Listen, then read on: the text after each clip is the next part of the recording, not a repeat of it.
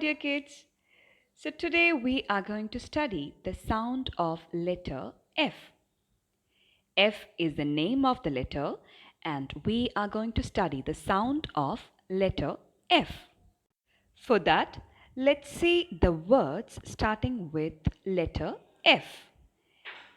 F for fish. F for fish. F for friends. F for friends. Fish. Friends. F makes the sound.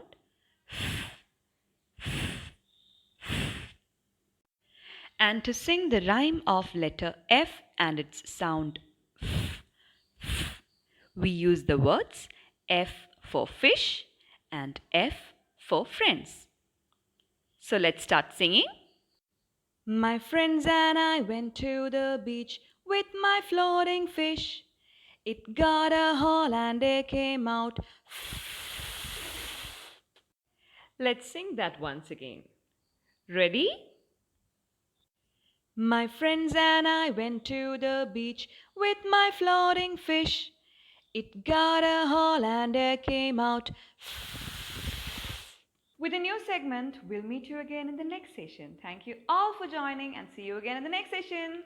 Bye bye everyone and take care.